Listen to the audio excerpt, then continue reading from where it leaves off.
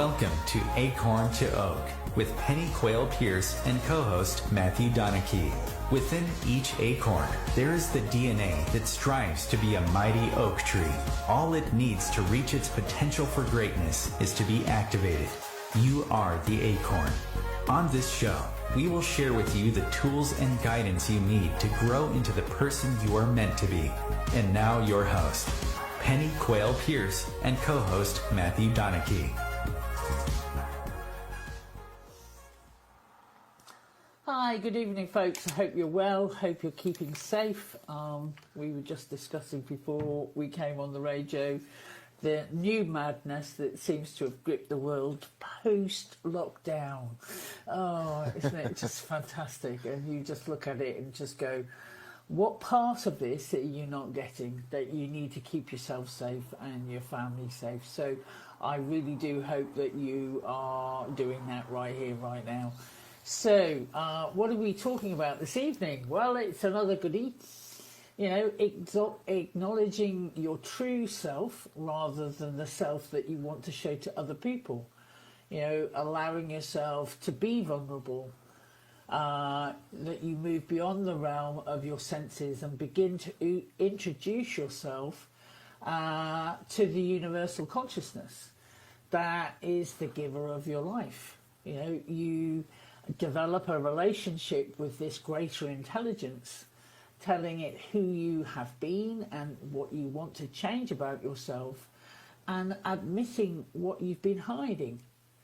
You know, owning up to who you truly are and what your and your past mistakes, and we've all made them, have been, and asking to be accepted is probably one of the most challenging things for us to do as humans. Think how you felt when you were a child, when you had to fess up to your parents and teacher or a friend, having those guilty, you know, the feelings of guilt, shame, anger, you know, which are now changed because you're an adult. Most likely you're still experiencing them, but they're not as strong or as strongly. You know, what makes achieving healing possible is knowing that we have to admit our faults and failures to a higher power. You know, at least it's not to another similarly flawed human. But as a result, when we admit to ourselves and to the power, there is no punishment, no judgment, no manipulation, no emotional abandonment, no scorekeeping, no rejection, no loss of love, no damnation, no separation, and no banishment, all of which precede the acts that are derived from the old thoughts of God, which have been shrunk into the likeliness of an insecure man. Right and wrong, positive, negative, success, failure, love, hate, heaven and hell, pain and pleasure, and fear and more fear. These traditional models must be addressed because one must enter this consciousness with a new consciousness. So that's what Matthew and I will be discussing. Talking about our experiences of this enigma, if I can get my teeth in. We all call it innate intelligence. It's chi, ki, prana, the divine mind, spirit, the quantum, life force, infinite mind, the observer, universal intelligence, the quantum field, the invisible power, mother, father, God, cosmic energy, or a higher power. Regardless of what name you give it, we must see this energy as an unlimited source of power within you and around you, which you can utilize and create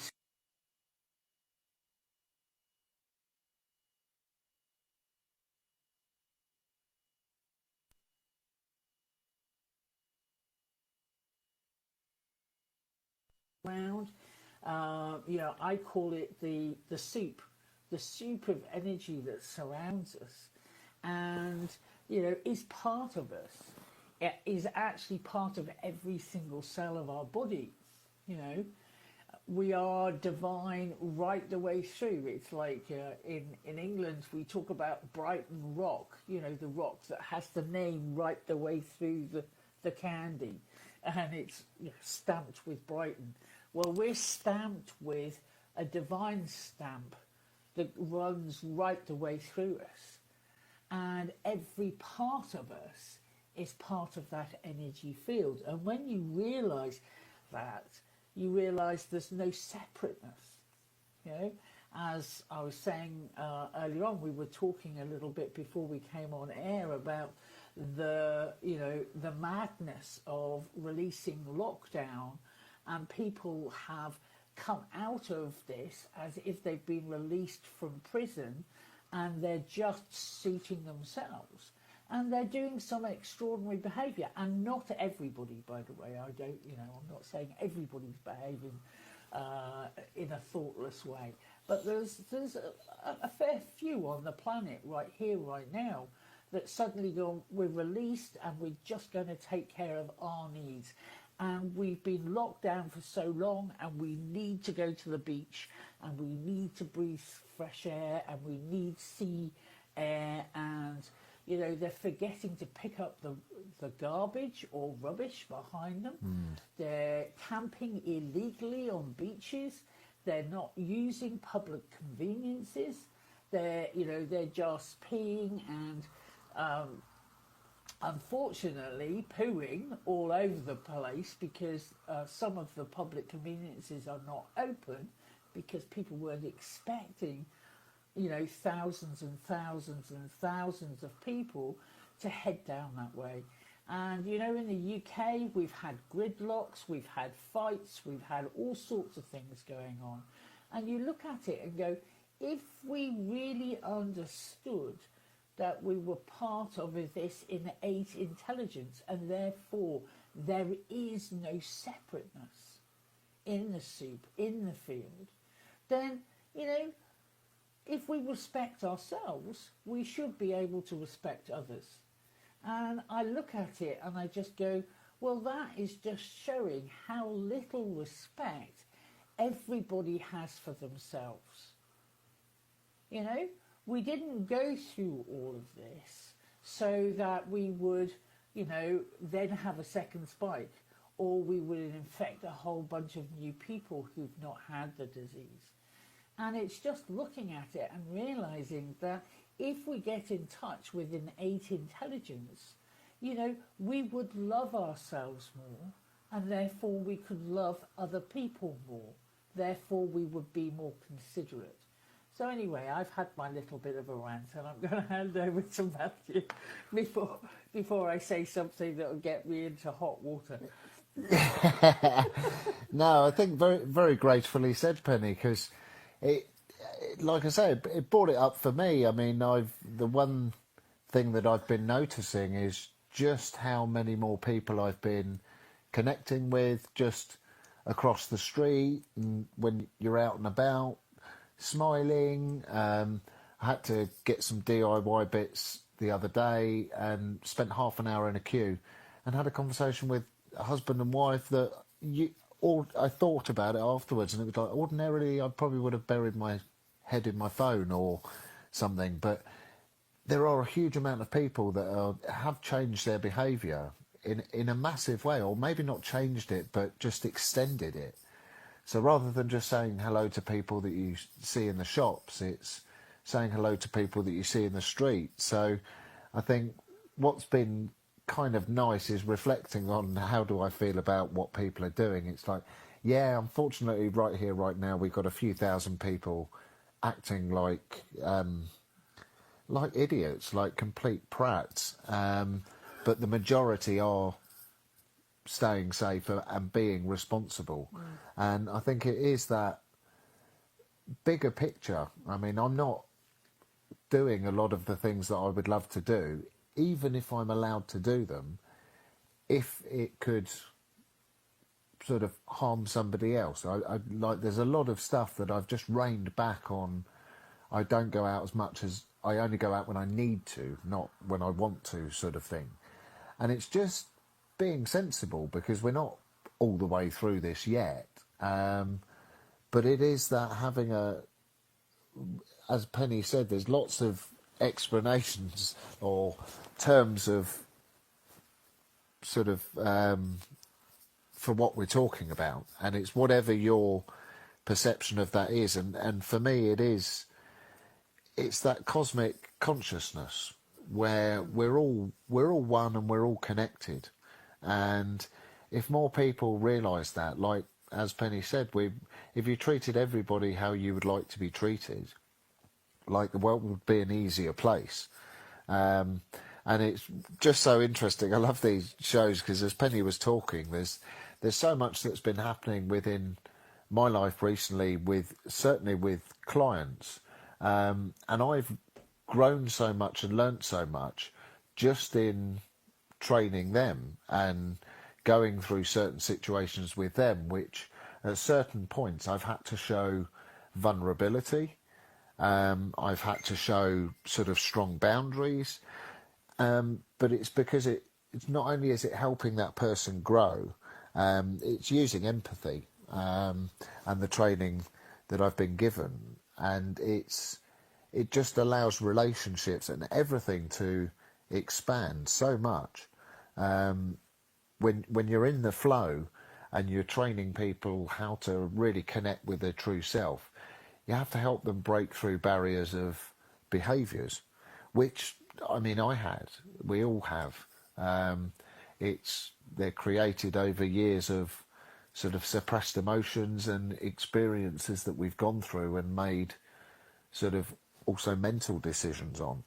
And unconsciously we change our behaviour. So all the stuff that before the work that I did, and don't get me wrong, I'm not through it now. I have stuff come up, but it's knowing how to blast through it straight away and not get stuck in it, and it not really affect you. I mean, very much. I had a grieving process with losing my brother earlier this year, and talking to Penny, I was well aware of what the situation was going to be, and it was taking myself out of it and dealing with the emotion when I needed to, but then just sort of moving on and very much having a bigger picture around things. And everything is a process, and I think what we're talking about, for me, I mean, in the last show I was saying at different points and at different steps, for me, I realised a lot more. So it was really, really that connection with life that I'd really never felt before, that just expanded, that made me really more comfortable with terms like God and the divine and things like that, because to me it didn't matter whether you reference it as cosmic energy or higher power or the Force, if you're a Star Wars fan. It doesn't matter, because we're all talking about the same thing, really. And I would hide behind, and it was like, well, I'm comfortable with saying it's a life force energy because I had done Reiki, and so Chi and Ki and Prana, that all made sense. Excuse me. But I wasn't necessarily comfortable with the spirit side of things at first. But then the more I did, and the more my consciousness was stretched, and the more connection I felt, you can't make that connection up. You can't cheat that feeling. And to be very, very honest, the only reference to the amazing feeling I get naturally in my daily life, and also it's personified in meditation, the only reference I could, or the only thing I could say was similar to, was taking ecstasy back in the 90s. And that might seem like not the greatest comment, but it's a physical feeling, and I've never had something that was that physical without taking something. So when I really, really felt it, that's when I knew it was like the truth.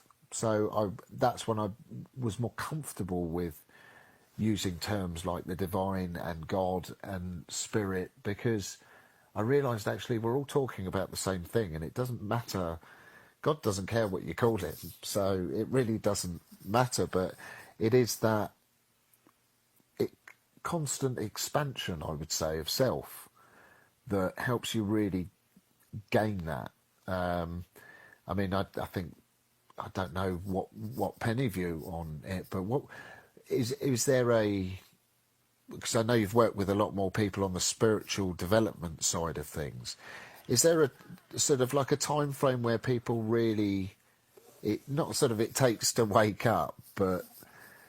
Well, it can take anything to actually get to the stage where you start thinking of beyond self, and you start to realise that, you know, you want to make an effort in, you know, people usually start with self-development. So, you know, they listen to people who talk the talk, and they may be vaguely interested in that. You know, listening to different people, maybe, you know, not so much now on a train or at a bus station because of social distancing, but yeah, or maybe it's a podcast or something that you see, you know, you're drawn to something and you start listening to it and you think, actually, that person is not talking a whole bunch of big BS. What they're actually saying actually resonates with me. You know, it finds a home in me. So you listen more, and you know, you may sort of dip your toe into maybe doing a workshop, or as I said, listening to a podcast, or maybe doing some online training, and you actually begin to talk the walk. So somebody is showing you, a guide is showing you the way. Maybe it's someone like me, or maybe it's somebody like Matthew, and you start to attract people who look at you and go, actually, you know, it's pucker, as we would say in the UK. It makes sense to me, and it resonates with who I would like to be. You may not be there yet, but it may be, you know, it may be someone like Gandhi or Mother Teresa, or somebody you actually begin to resonate with, and you think, actually, they've got some good traits, and maybe I would like to take on board some of those traits. So you talk the walk, and then you begin to maybe go to workshops, maybe, as I was saying, do online training now, not necessarily face-to-face stuff, and you listen more, because you start to go into this, what I call the sponge phase of your life. You know, you can't get enough of it. You actually want to know how the universe works, and what makes you tick, and what are you talking about when you're talking about authentic self compared with normal self. And you literally become that sponge, and you become a student of humanity, what I would call a student of humanity. And you start looking, oh, we're in a break, so I'm talking again. So we'll talk to you once we get through the break, and we'll talk a little bit more. Great.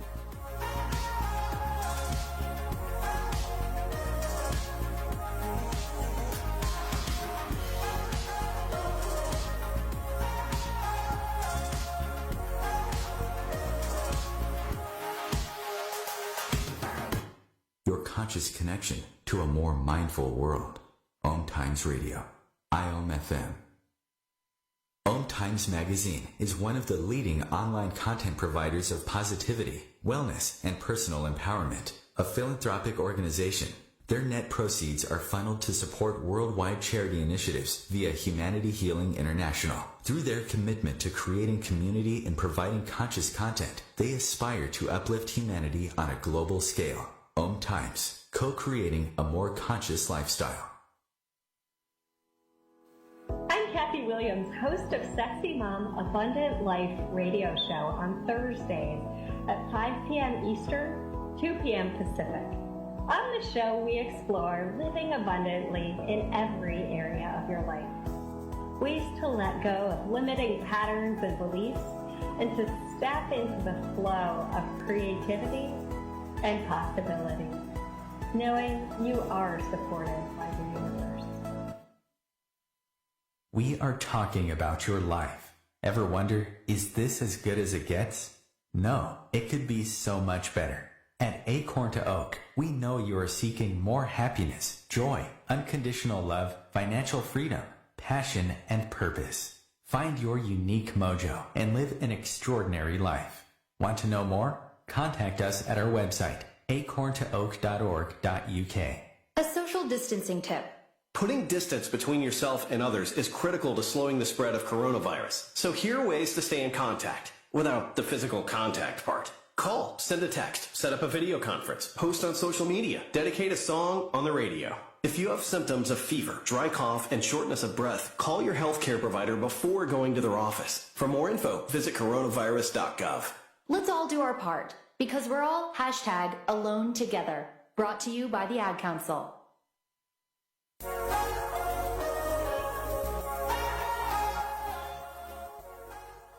Hi, so we're back. So we were talking about the process, and probably I've missed one. We usually start off reading a book, maybe looking at a book, being introduced to it, maybe someone's told you to read The Secret or whatever it is, and then we start discussing that and talking the talk.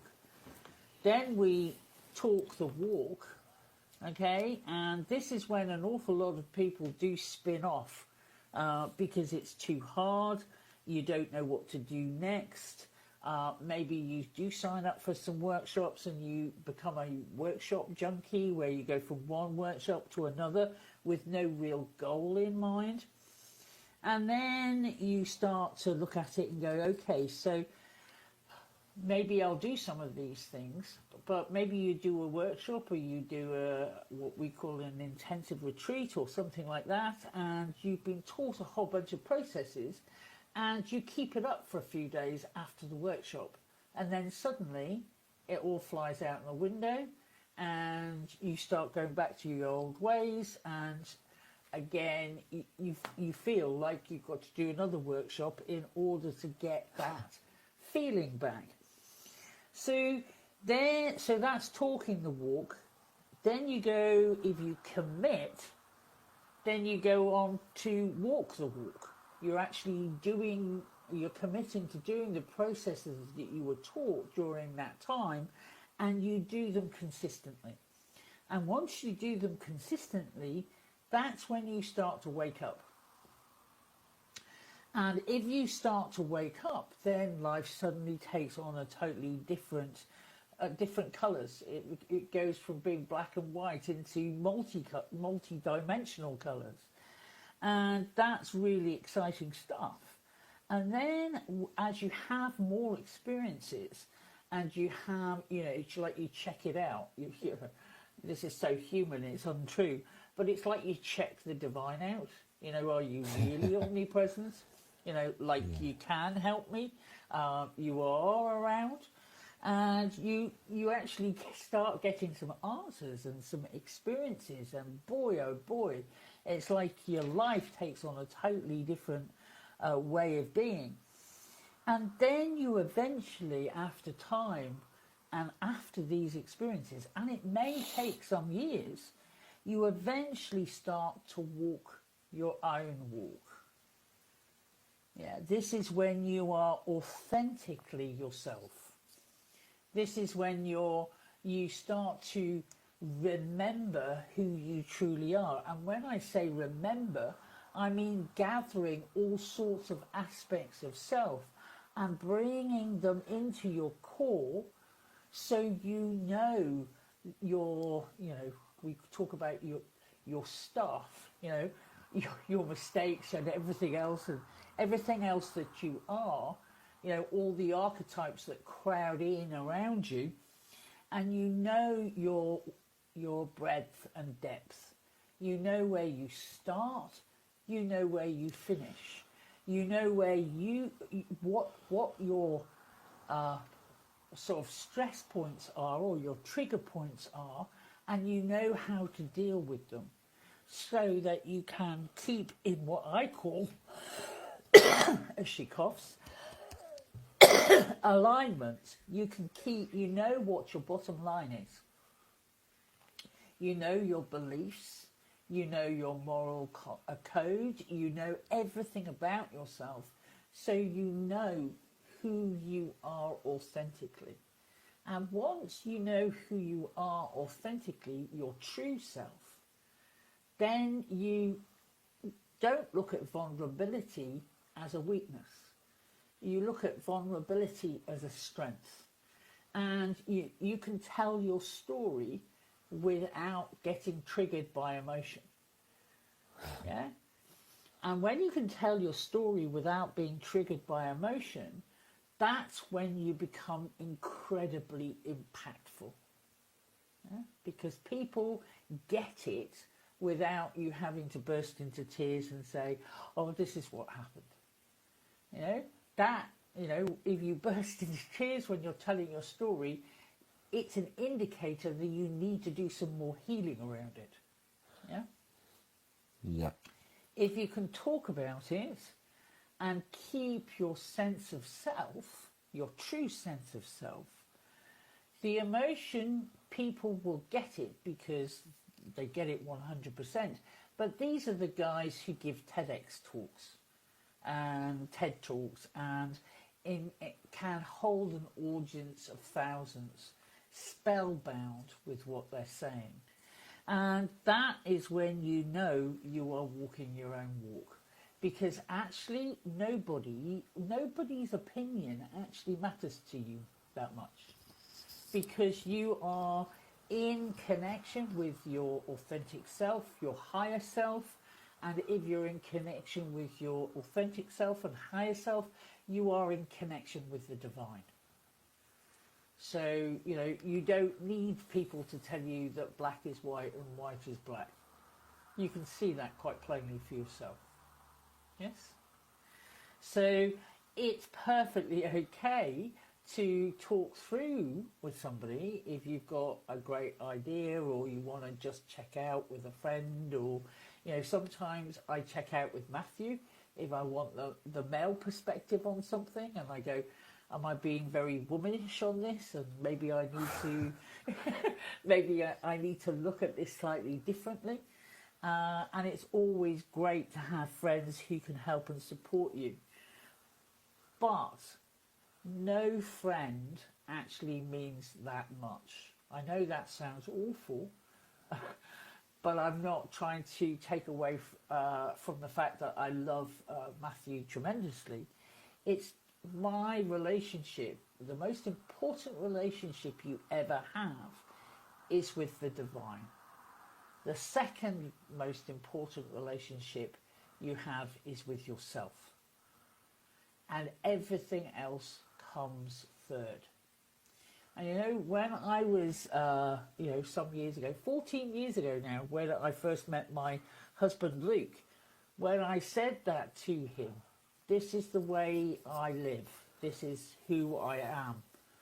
God will, you know, the divine will always come first. I need to come second. And then you and the family come third. Because if you don't live that way, and I call it divine selfishness, if you cannot love yourself, how can you love somebody else? Truly love somebody else, unconditionally love somebody else, if you cannot accept and unconditionally love you. And you learn that by loving the divine. So, again, that's my take on it, and I'll hand over to you.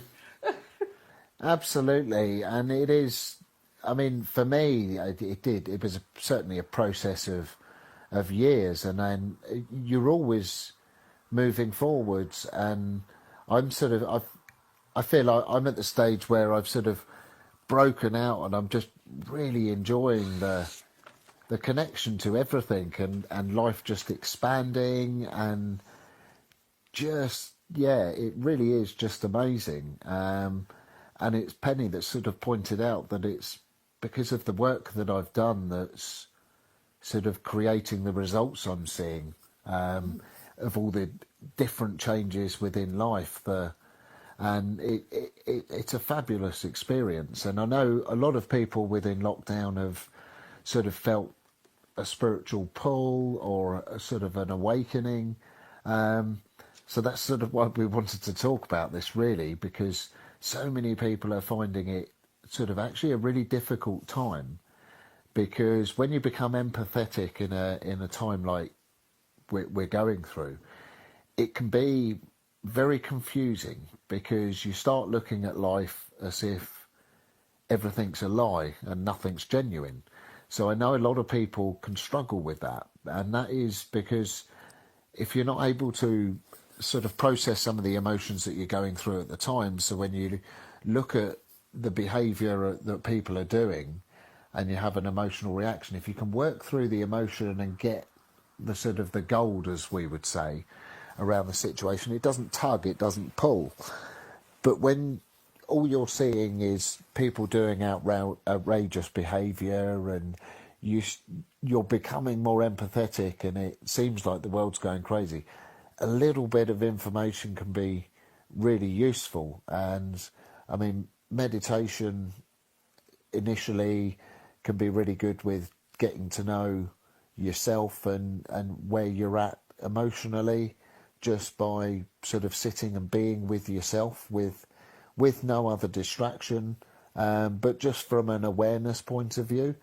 But yeah, it's really important for people to sort of realise that there are sort of good sources of information, if you are struggling, or if you're not sure what the next stage is. I've got to be very honest, I did find this very easy, but that's very much down to the training I did with Penny and the attitude as well. Because although Penny's very passionate about teaching spirituality, it's not pushed on you, and it's very much like, when you're ready, you'll understand, and when you get it, you'll know, and go and test it, because that's how I got to find out this information.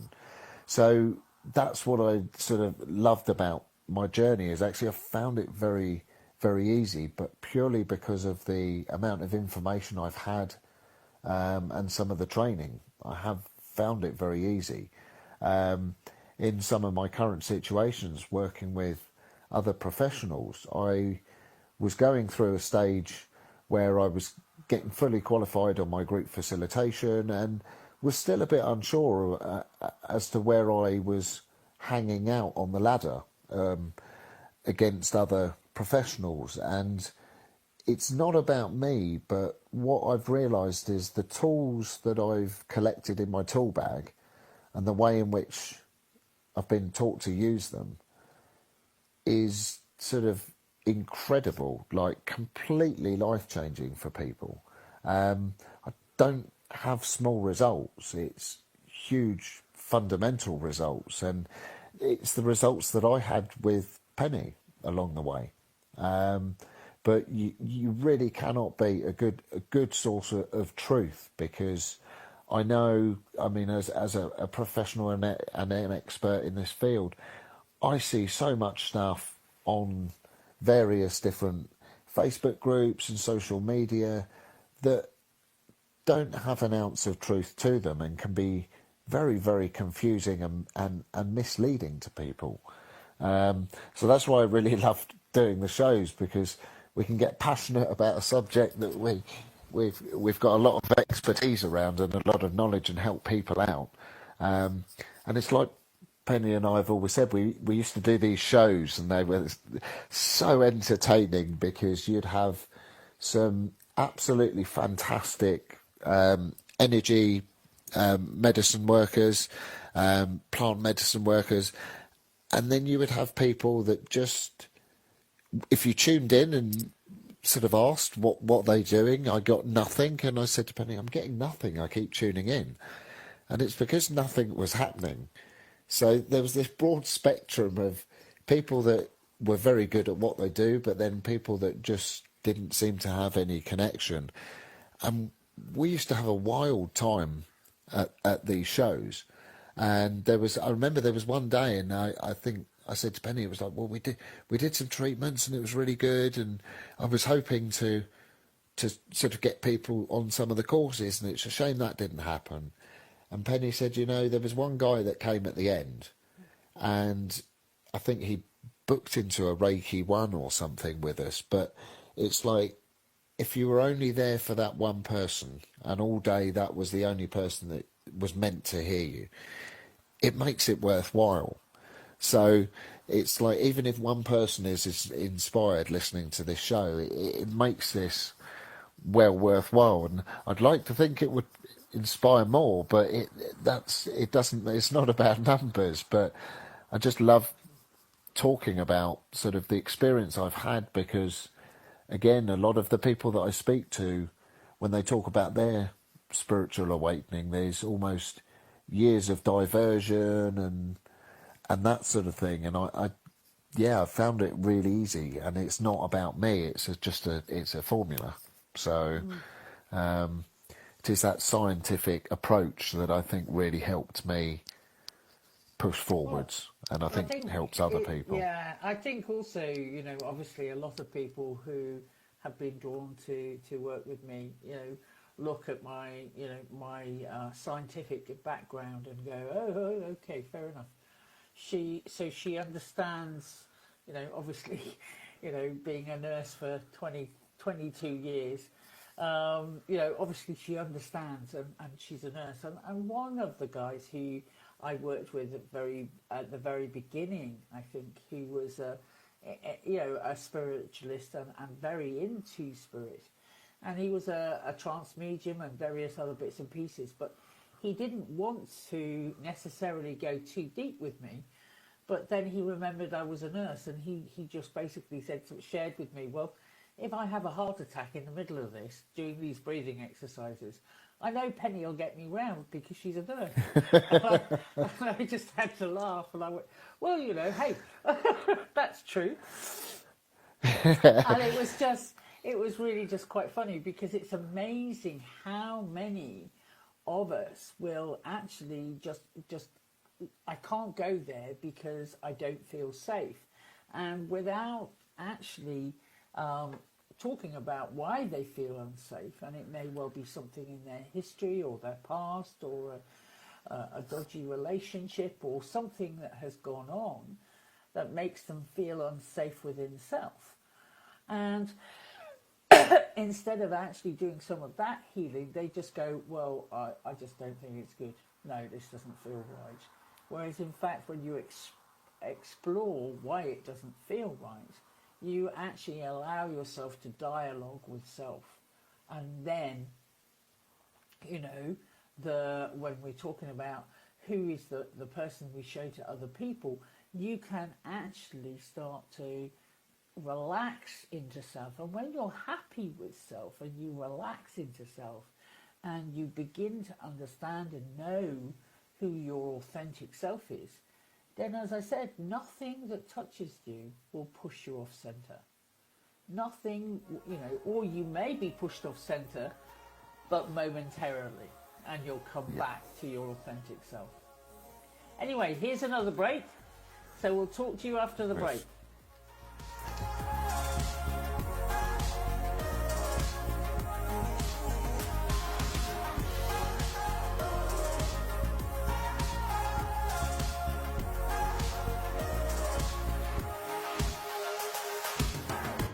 A conscious lifestyle for a mindful life.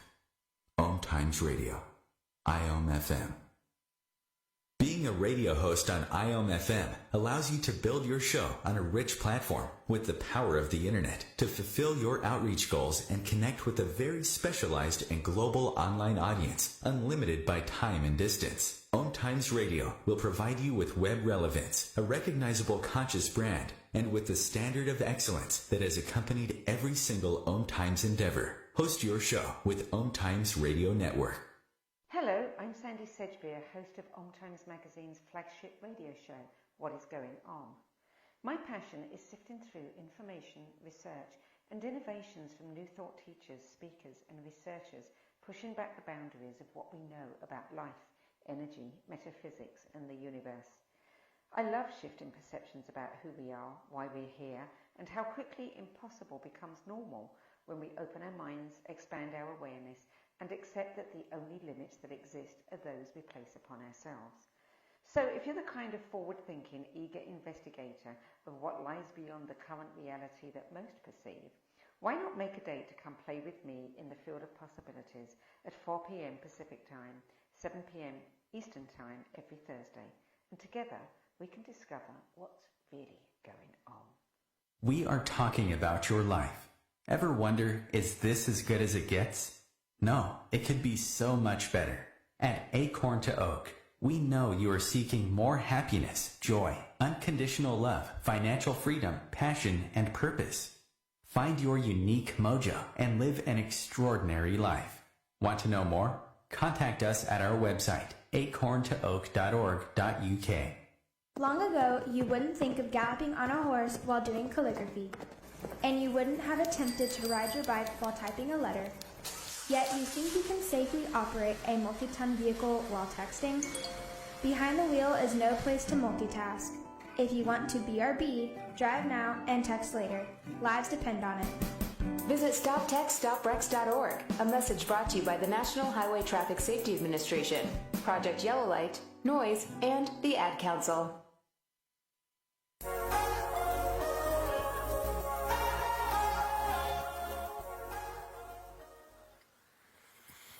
So, hi, we're back. So, I just wanted to talk a little bit about when I talked at the very beginning about there is no punishment, no judgment, no manipulation, no emotional abandonment, no scorekeeping or rejection, loss of love, damnation, separation, or banishment, because when I say that to people the first time they ever hear me say it, they just go, what are you talking about? I can remember when, I stole a sweet from somebody and I got punished for it.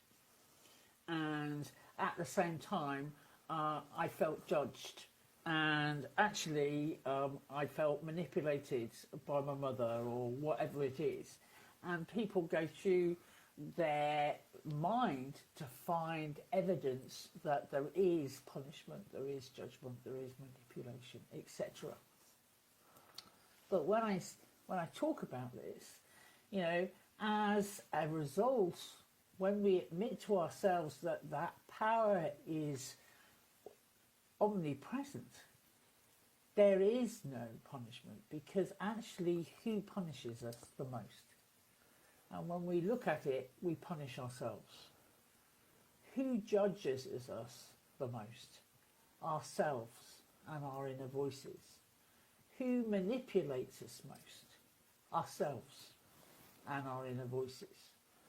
There is no emotional abandonment if you go back to the source or the divine.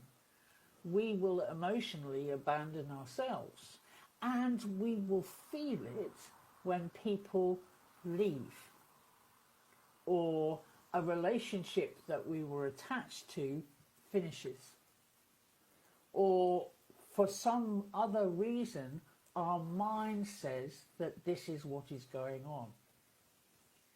Actually, there is no emotional abandonment. Even when my father died some 10, 12 years ago now, yes, I was sad, very, very sad, that I wouldn't be seeing him every day.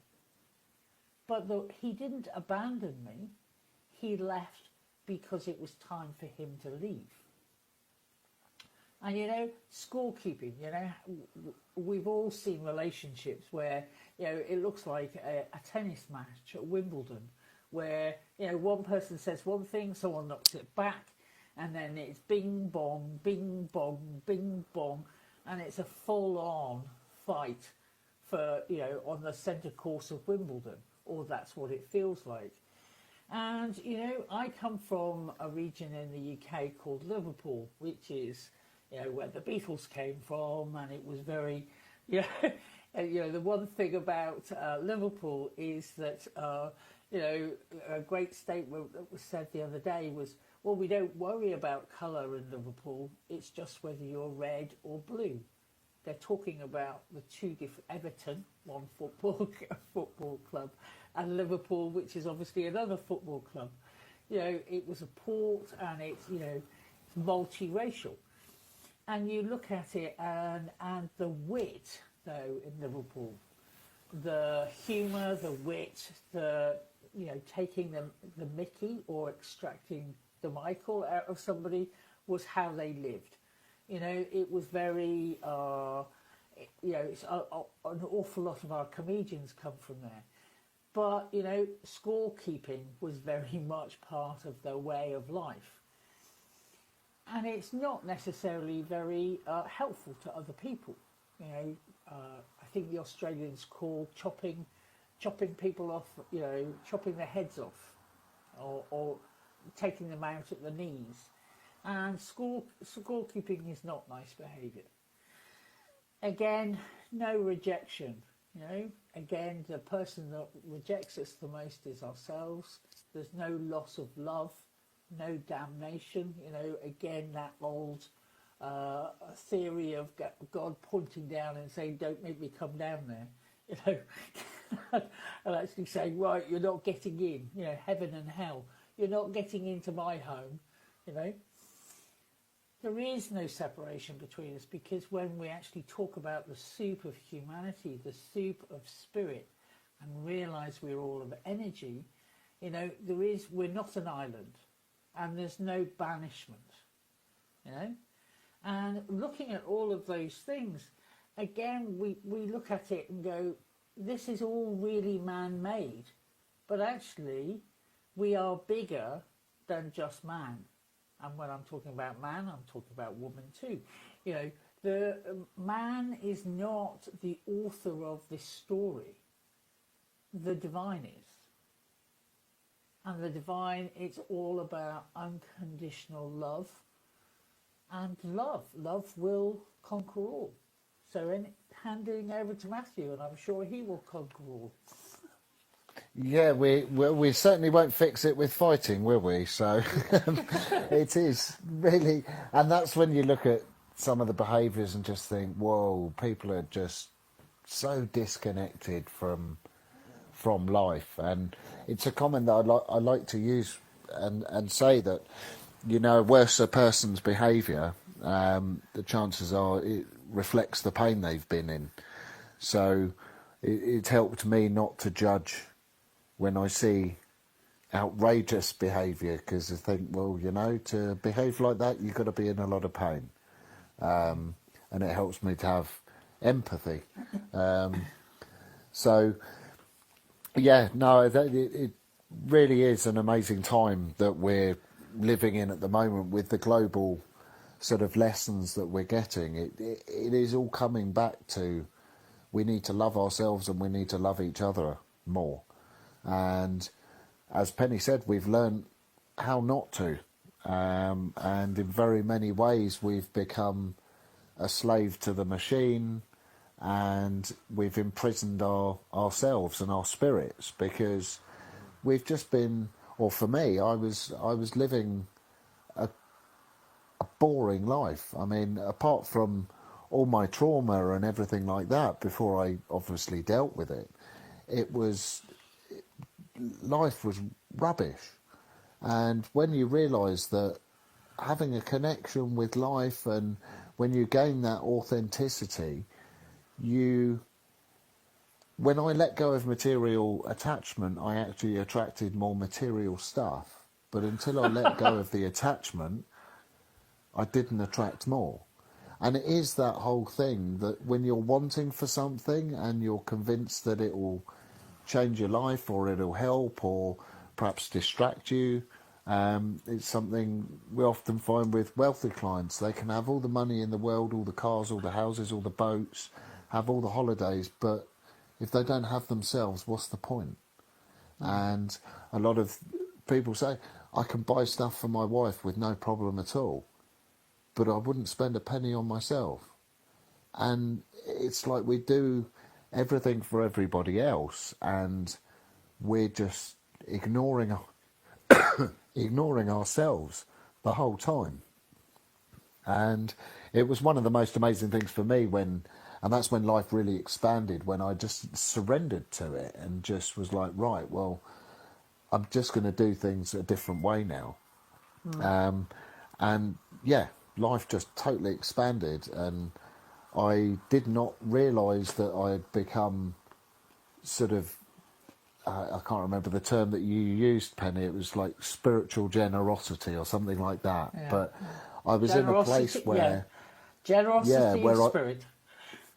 Yeah, and I was in a place where I was naturally oozing that and giving it out, but not even realising I was doing it. It was just a pattern of behaviour that I'd clearly thought, right, well, from here on in, it's clean and it's...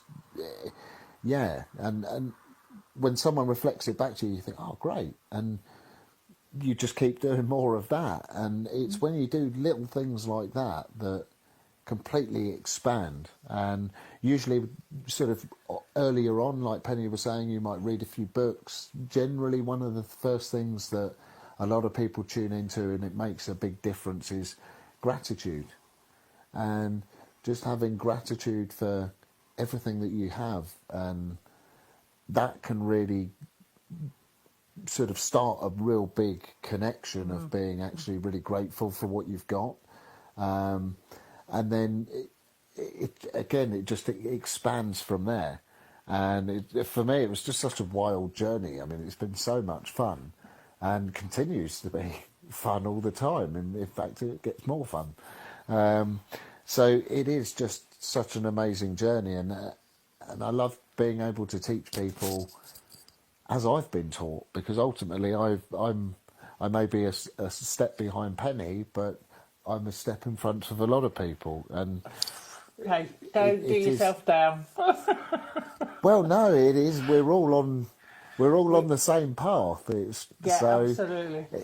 And essentially, we're all perfect right here, right now. It's just we've forgotten, And this is part of the journey. Is, as I said earlier on, it's the remembering who we truly are. We are already perfect. There's a spark in us that is already enlightened.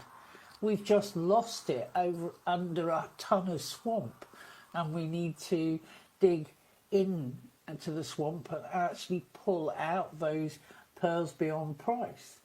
And, it is just one of those things, I think. One of the things, and this may be helpful to the people out there who are in relationships, is one of the great games that my husband and I play sometimes is the acknowledgement game, because we tend to, life continues, and when you've got kids and all sorts of different duties and work and everything else, we forget to acknowledge each other. So we use what we call the acknowledgement game, and it's usually when we're in the car, actually, or if we've, because we don't have very many misunderstandings, but when we do, it's a case of lack of communication and somebody hasn't told the other person something.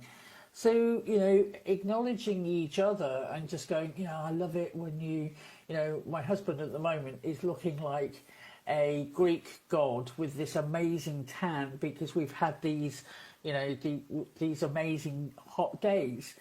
And he turns brown like there's no tomorrow, whereas I'm a lot paler and I go red and peel. So I'll say things like, oh my God, it's the Greek god, you're looking really tanned, you're looking really healthy, or something like that. Or just turning around and saying, thank you for making that meal, and acknowledging him, and acknowledging, maybe he's taken our son out for a scooter, taking him to the park, which we're now allowed to use from the 4th of July. We'll be back in parks, so that would be nice. But we'd be using the canal for him to go up and down because it's got a path.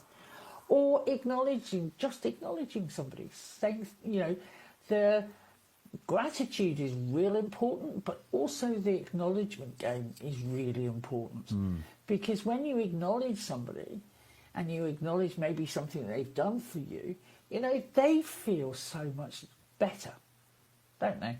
And we know this. They feel grateful and so much better.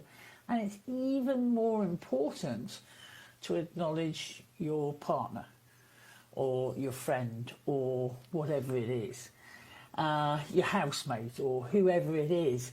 And when you actually do that, what you're actually doing then is you're back in the flow with the chi, the ki, the prana.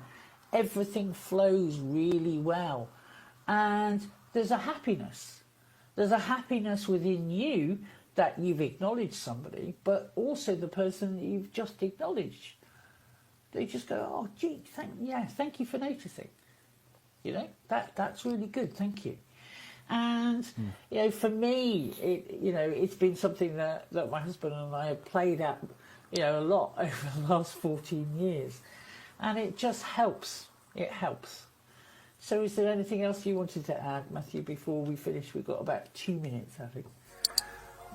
No, I think very much just be kind to each other. If you need any help and guidance, get in touch. Enjoy the beautiful weather. Yeah. The UK is definitely, I think we're meant to be having storms later tonight. So, hey, enjoy yourselves. And we'll see you next week. Take care.